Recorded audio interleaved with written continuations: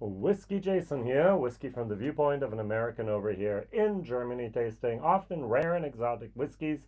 Today I have the fairly new Teeling Blackpitts cask strength Irish whiskey, big smoke, 56.5% ABV, 8,400 bottles, double distilled, not triple distilled like the normal Blackpitts is.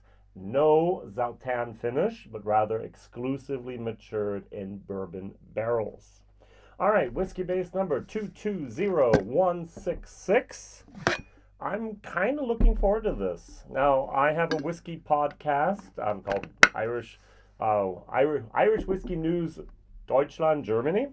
And with my partner, we just did this in the March edition that we talked about. This whiskey is one of the new releases and just hit the shores of Germany. It hit the shores of Ireland basically in November of last year, so we're a couple months behind. And there it's 75 euros online. It's in Germany 72 euros, and over in Netherlands they get it for 65 euros. So Netherlands is cheaper. So I know how people feel when I talk about my prices in Germany, and everyone else in the world goes. So I'm going to compare this to something, and of course you would say, Jason, compare it to the normal Blackpitts. No. First of all, I don't have the bottle anymore. It's empty. And second of all, I found something else I'd like to compare it to because I think this is also very unique for Ireland. Waterford. So I did not take the Fennis Court. I used this in my German video. I'm going to use the Ballybannon peated in my English video. Why? Because it didn't have enough peat. This is heavily peated. There are two things I don't like about this bottle. Number one, I have no idea how old it is. And number two, I do not know what heavily peated means. Is it 30 ppm? Is it 40 ppm? Is it 50 ppm? Is it more? Who knows? That's something I'd like to know. The rest we do know, all right? So Teeling does give us a little bit of information on their website here. If I go to teelingwhiskey.com, they say as the capital of Dublin is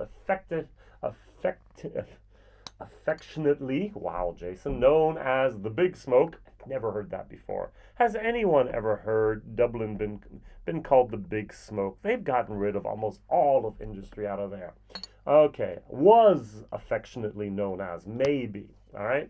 And it's synonymous, wow, can't speak, with the iconic, here we go. If you are in Dublin or outside of Dublin, you can see the pool-baked chimneys that dominate its skyline. You can actually still see those. It's the perfect representation for our cask strength bottling of our Blackpitts peated single malt. This unique bottling is Dublin distilled. It's interesting how they say that.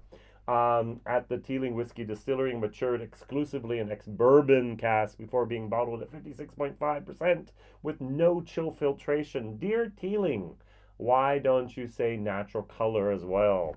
Do you still have the nice little phrase here? So let's see here. Teeling Whiskey Company,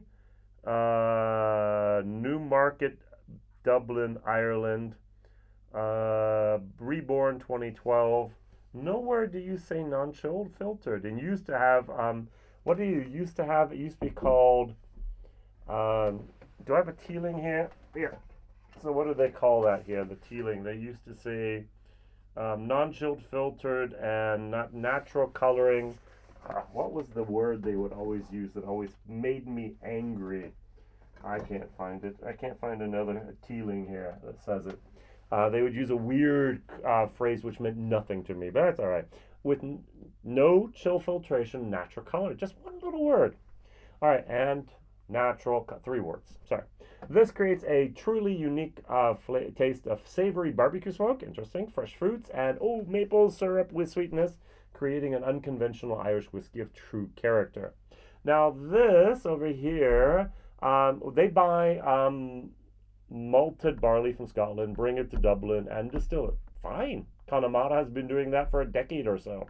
Over here, Waterford took Irish peat, sent it over to Scotland, distilled, malted it in Scotland, brought it back to Waterford, and distilled in Waterford, Ireland. So this is Irish whiskey made in Ireland with Irish peat, but it was not peated, it was not malted in Ireland. This is Irish whiskey with peated malt bought from Scotland. Made in Scotland, bought in Scotland, nothing special about it.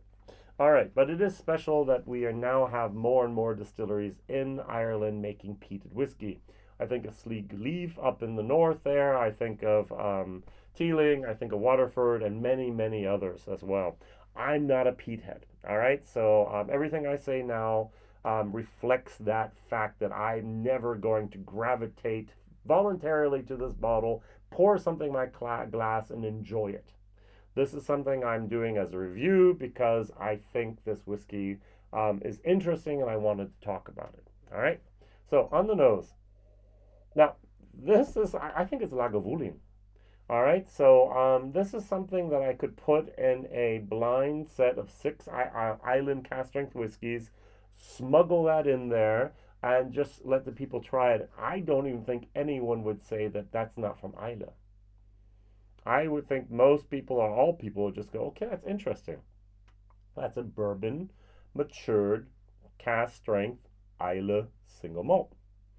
I don't think there's a person in the world, at least in my imagination, I'm probably totally wrong, but I think almost most people are just going to go, Islay, nice, like it. This, on the other hand, if I smell the Waterford, there's something wrong here. If it had come from Islay, because the peat smoke is not typical Islay. It could be, oh, is this a Kilchoman from their own peat that they did there, that what they didn't buy from Port Ellen? This is a little weird, this is a little funky. What's going on here?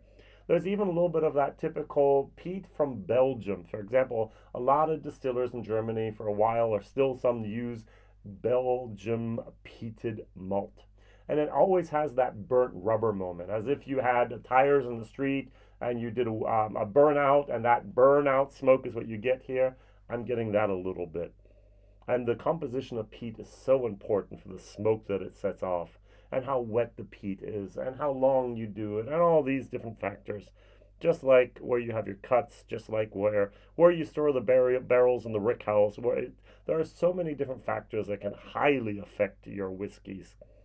And the peat here does it. This has some barrels that are Sultan barrels as well, but a much, much lower percentage than we did over here. The highest percentage of bottles there's one Oloroso in here, and the rest is Sultan. Here we have half of the Sultan, no Oloroso, and most of these are just, a good part of these are Jack Daniel's barrels, actually. All right, let's try this. This is 50%, this is 56.5%. Cheers.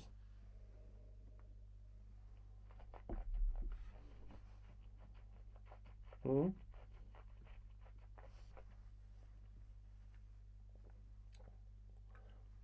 I get the ash, I get the peat, I get the green apple. I don't get the maple syrup. Sorry. I do get like a barbecue smoke moment. Um, as I said, this could imitate a good Islay whiskey. This is nice. I'm going to give it a C plus.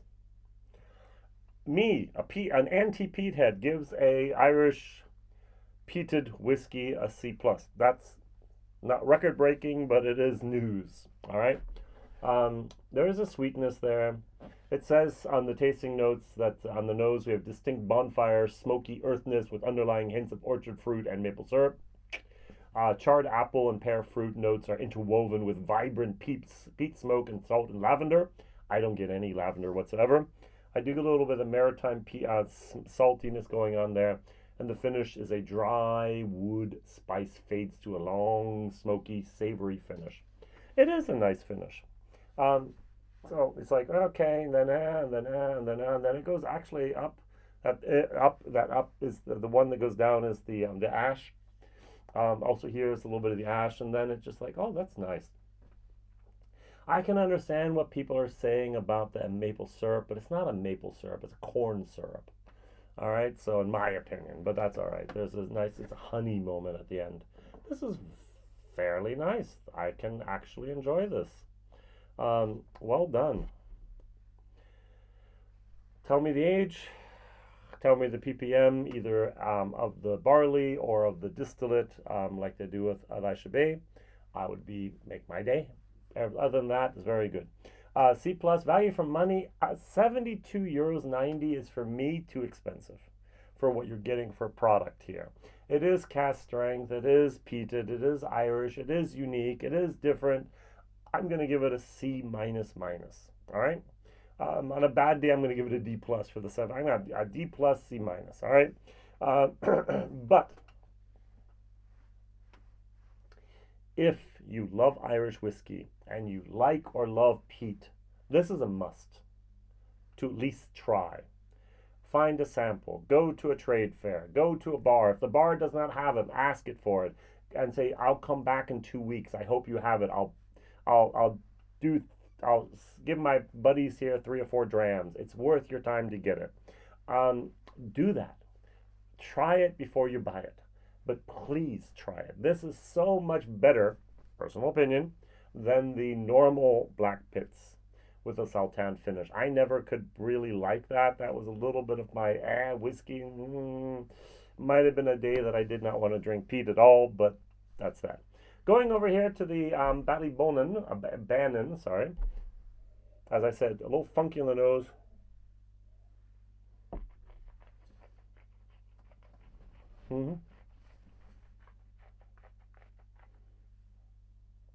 This has a lot more of an earthiness going on. Now we get the ash as well. Wow, a little bit of ash and a little bit of burnt rubber. Oh yeah. That's a lot.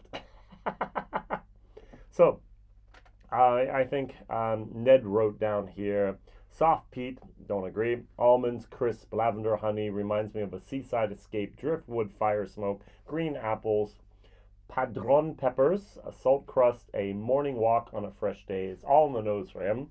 And of the taste, we have a peat kick, yep. Chewable, maybe. Barbecue fish by the sea, buttery, warm apple and almond tarts with honeycomb ice cream. Never had honeycomb ice cream. Still haven't. Wool. I've never tried wool. Samphire. And the other one I've never had is frangipane. Also words I don't know in my vocabulary. So, finish? What finish? It's kind of finish. I like this better than I do the Finnis Court, but I like this better than I do the Ballybannon. So now the question is, what do you like? All right, so my question is, what peated Irish whiskey do you prefer? My second question is, what peated what peated cask strength whiskey from Ireland do you prefer? I did have a bottle of Connemara peated. I bought it at auction for like 65 and so on, but it's €65, but it's a year and a half ago. I'm really struggling to know of any peated Irish whiskey and cask strength out there. Very unique, very good. Well done, Teeling. And please put natural color in the bottle if at all possible. It'd make us happy in the world. Thank you very much for watching, liking, subscribing to this crazy guy over here in Germany, actually tasting rare and exotic whiskeys, 8,400 bottles worldwide. And over here, this is also something that I still have about 30 CLs left in my bottle. If you need a sample and you're in Germany, please contact me. See you soon. Bye-bye.